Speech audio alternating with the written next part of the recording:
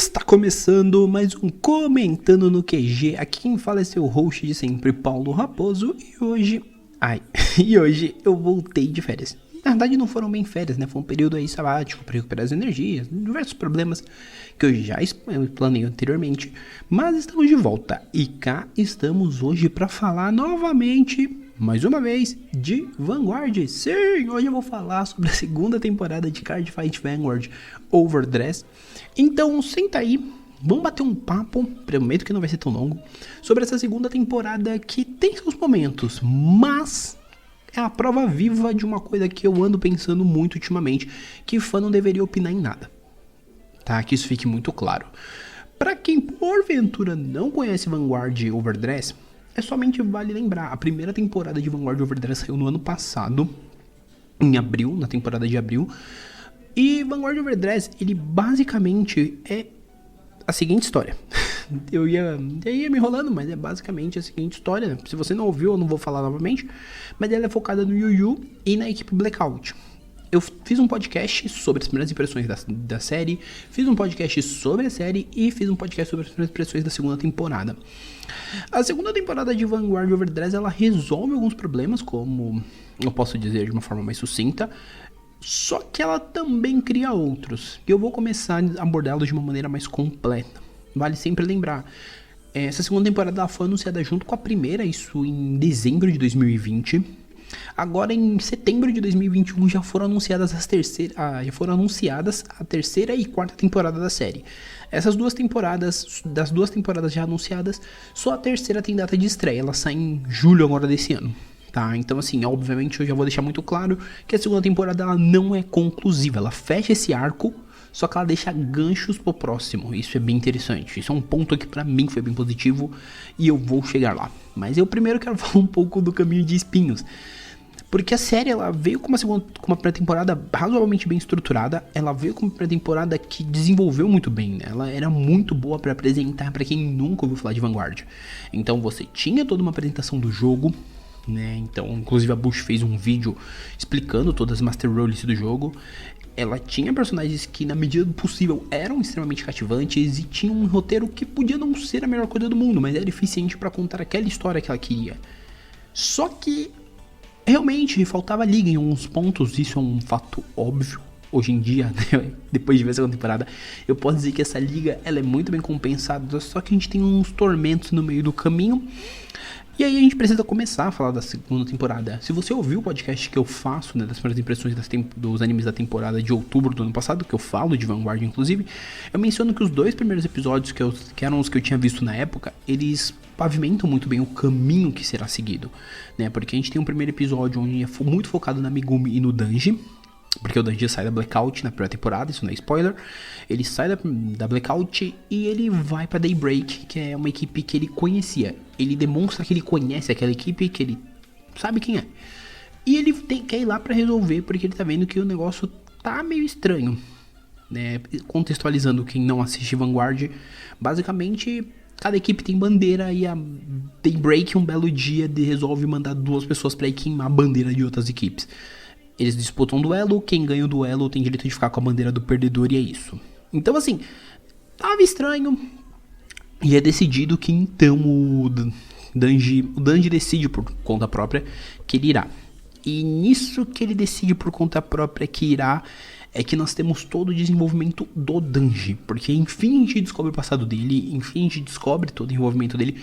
A gente inclusive em dado momento a gente descobre que o nome dele não é Danji. Tá? Então tem todo esse rolê.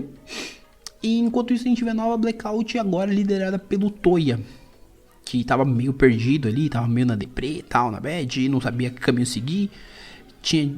Faz todos aqueles momentos dramáticos que tem uns dramas meio exagerados, mas dentro do universo Vanguard é aquelas breguices que funcionam. E a gente vê a nova Blackout seguindo também esse caminho de tentar derrotar aí essa galera. Então, basicamente o que nós vamos acompanhar ao longo de 13 episódios é todo um desafio que vai culminar, obviamente, no final, entre uma grande luta entre as duas equipes. E aí a gente entra em dois pontos, porque toda a primeira metade da história ela é muito bem construída. A gente tem, né, toda essa questão do Danji, a gente conhecendo uma nova personagem que é a Mirei, né, e os membros da Daybreak, como a Haruka, a Haruka e os outros membros, que eu não vou lembrar, vou chamar Haruka, Mirei e os outros, porque eu não vou ficar decorando o nome de ninguém aqui não. Eu decoro o nome de personagens que são minimamente relevantes e interessantes. Então, assim, a gente tem uns momentos, e eu decorei o nome das duas em especial porque elas são muito foco disso. E aí eu vou ter que entrar em alguns pequenos pontos, justamente porque a Mirei, ela é uma das personagens mais interessantes, analisando de uma forma mais crua. Só que o que os roteiristas decidiram fazer com ela não foi muito legal, tá? Entremos no ponto. A Mirei, ela é uma personagem que ela é cega. E eu acho isso muito interessante, até pela questão de a gente tá falando de um jogo de card game. Então a gente tá falando de uma personagem que é cega, jogando um TCG, e como que isso se adapta, né? Porque a gente sabe que se a gente for olhar card game, se você joga card game, você sabe que não é lá um rolê que a gente vê muito comum a galera ter alguém que é cego jogando. Óbvio que existe, isso eu não duvido, mas não é lá muito comum. Então a forma como isso precisa ser explorada e abordada pode fazer uma diferença muito grande. Então pra mim isso foi algo que eu queria ver como que eles iriam trabalhar. E no final das contas é meio complicado, tá? A gente entra justamente nesses pontos, porque a gente tem um primeiro momento que ela se encontra com os meninos, ela faz um encontro com o Yuyu, com a Megumi, com Toya, e ela tem um primeiro duelo com o Yuyu. É quando a gente desconhece melhor o deck dela e a gente percebe que ela tem um problema muito grande com essa questão dela ser cega e ela ouvir muito bem. Então, por exemplo, ela acha que os outros estão rindo dela a todo momento, ela acha que ela é desprezada como jogadora, e tudo isso acarreta outros fatores, né? Então, por exemplo, em dado momento ela está extremamente séria duelando com o Yuyu, e do nada ela tá duelando, se divertindo na realidade, né? E do nada ela fica séria, ela começa a achar que o Yuyu tá debochando dela, que o Yuyu menospreza ela porque acha que ela não é forte, ela não é uma rival digna. E isso é muito interessante, porque é uma visão de uma pessoa, é uma percepção de pessoa, da pessoa que ela acha que as pessoas inferiorizam muito ela, entendeu? E aí a gente começa a ver alguns momentos do passado que ela marca as cartas dela e o pessoal achando que é roubo e tudo mais. E eu falei, putz, isso é genial, isso vai ser muito bem explorado. E spoiler, não é. Pelo contrário, eles usam isso em dado momento, somente quando vai explicado melhor o passado do Danji. Isso muito melhor, isso sendo muito honesto. Isso é utilizado de uma maneira até meio porca e covarde, porque entramos também no passado do Danji, né? Então, pelo Danji ter parentesco com a Mirei, não vou falar qual que é pra não spoiler muito, a gente descobre que a Haruka fala muito que ele fez uma coisa muito errada, uma coisa abominável, e você fica, mano, o que que ele fez de tão horrível? Até o momento que você descobre o que foi, e aí você olha e fala, isso não foi necessariamente horrível, isso foi uma coisa sensata. E eu não vou entrar no mérito, você vai ter que assistir pra descobrir o que é. E aí você começa a perceber que a série tem uns buracos, uns calcanhares, tem uns negócios assim meio que você fala, ok, pra quê? Entendeu? Porque assim, eles não precisavam desenvolver isso, se fosse pra desenvolver dessa forma, porque é uma forma corrida e é uma forma que é até meio covarde, porque eles tentam mostrar que ela não é vítima, só que ela tem uma personagem que torna ela vítima a todo momento, né? Eles tentam mostrar que ela é uma pessoa que se vira, só que a todo momento eles mostram que tem alguém que tá ali pra ficar pagiando, privar ela de fazer tudo, isso e aquilo. E isso é muito complicado, porque isso enclausura a menina, enclausura a personagem e tira muito do brilho que ela poderia ter como uma personagem boa, entendeu?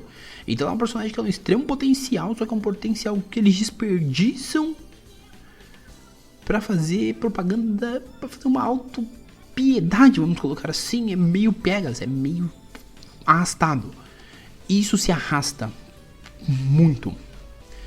Até nos momentos assim que não deveria parecer arrastado, aparece, somente quando a gente entra nesse tipo de plot, porque fica, mas é que a Mirei, ela precisa disso, precisa daquilo, você fica, mano, não, entendeu? E ela é uma personagem muito incrível, quando você vê ela sozinha, sem esses momentos de autopiedade da Haruka com relação a ela, você vê que ela é uma personagem muito boa, ela é uma personagem que dá pra trabalhar muito bem. Só que alguém não soube trabalhar necessariamente isso, e mais do que isso, alguém olhou pra série e olhou do metade da segunda temporada em diante e falou assim, mete duelo todo episódio, e tipo assim, são os duelos que se arrastam até um pouco demais, alguns bem interessantes, né, eu gosto muito do duelo entre o segundo duelo do Danji contra o Toya, eu gosto do duelo da Haruka, apesar de eu achar a Haruka uma personagem insuportável, eu gosto da forma como eles são conflitos de ideologias, eles são conflitos de pensamentos. Eu gosto do duelo final, e o do duelo final eu gosto por um caso muito maior, porque aí eu vou entrar no último episódio, sem dar spoiler, porque eu tô tentando não falar muito do spoiler, porque é a segunda temporada, mas nesse duelo final ele basicamente pegou tudo que eu tava achando negativo e ele conseguiu tornar algo legal. Porque assim, como eu disse, o Yu Yu enfrenta a Mirai uma vez. E nessa primeira vez ele, eu não vai, né, spoiler, não é nada demais, ele perde. E quando ele perde pra Mirai, ele... Primeiro que ela insulta o deck dele, ela fala que o deck dele é uma bosta. E... ele fica pensativo com relação a isso, porque ele usa um deck, o mesmo deck que era o deck dela antes. E tem um Trickstar. E ele faz o Overdress. E ele sempre fica... ele é um personagem muito, assim... fraco, vamos colocar assim, né? E ele sempre, quando ele ganhou o deck, isso na primeira temporada, ele fala... eu vejo o Trickstar como uma personificação minha. Uma personificação minha. Um bicho pequeno, fraco, mas que tem a possibilidade de evoluir. E é aqui que entra a questão que eu falo que lá atrás ela não responde, só que aqui ele responde. Porque, inclusive, ele responde umas coisas muito mais atrás. Porque sempre soou estranho o Aishi, né, eu vou usar o Vanguard mais antigo, o Aishi, que é o primeiro protagonista, ser um personagem bundão no começo e do nada ele ficar um personagem mais assim, amigável, né, com a medida que ele vai fazendo amizade por causa do joguinho. E o Yu Yu acha uma resposta, que pra mim ela é muito plausível, que é justamente com a questão do Trickstar. Porque ele fala assim, o Trickstar ele é pequeno, ele é fraco, mas ele pode fazer o Overdress, ele pode evoluir, ele pode atingir o seu melhor. E nós, como pessoas, também podemos fazer isso. Então a gente pode ser uma pessoa pequena, fraca, às vezes até mesmo medrosa, mas a gente pode se tornar alguém, uma melhor versão nossa, a gente pode evoluir. Então é basicamente isso que a história quer dizer, né, nesse arco. Esse primeiro arco é basicamente isso. Não importa se nós somos fracos, não importa se nós somos uma pessoa que às vezes tem alguma dependência, etc. A gente pode se tornar alguém melhor. E pode seguir adiante, né, com essa evolução de nós mesmos para avançar. E isso é muito interessante porque é basicamente todo o conflito da Mirai e do Yu Yu. Porque a Mirai, ela se sente confortável em viver num mundo onde ela não sinta que ela é desprezada. Porque colocaram na cabeça dela que por ela ser cega, ela é desprezada. E sim, se você ver a série, você vai perceber que tem muito disso. Só que o Yu Yu, ele é muito honesto em falar pra ela que ela não é desprezada. E que pelo contrário, ela tem que ir, se divertir, tem que jogar aquele joguinho de carta pela diversão e não, tipo assim, gera um mundo de regra chato, onde a pessoa não pode fazer uma boa jogada e mover o braço e fazer o yes, isso, entendeu? Um mundo onde a pessoa não comemora quando ela vence, entendeu? E ela não se sente feliz por ter vencido, ela tem que se sentir neutra, entende? Então assim, convenhamos, todo mundo que faz qualquer esporte sabe disso, a graça de quando você ganha é você poder comemorar. E assim, até quando você perde, é um momento que você olha e fala, putz, o que eu posso fazer pra ser melhor? Então qual que é a graça se os dois lados, quem ganhou e quem perdeu, fica neutro? Entendeu? Não tem como ninguém refletir e falar, putz, porque, mano, vai ser sempre o mesmo jogo. Vai ser aquela coisa cotidiana, rotineira e etc. Então, basicamente, tudo que Overdress, a segunda temporada, me entrega, em boa parte da série, né, são 13 episódios, vamos dizer que tem 6 que são bons, pra mim assim, padrãozão do que era a primeira, ou seja, mas gostoso. Depois tem uns momentos novela, mas dentro desses 6 tem uns momentos ainda novelão. Aí tem esses duelos que pra mim são bem distantes do que veio, e tem o duelo final que literalmente é uma das coisas que salva toda essa segunda leva de 7 episódios. Então assim, a gente tem uma série que ela mantém o equilíbrio do que tinha na primeira. Ela tenta arriscar alguns conceitos, só que você percebe claramente que teve essa mudança mais voa, sabe? Porque você consegue perceber que parece que houve uma mudança na linha do que eles queriam. Houve uma mudança e você sente isso. Então você tem uma segunda temporada que ela não é tão bem estruturada e ela não é tão bem alicerçada quanto a primeira.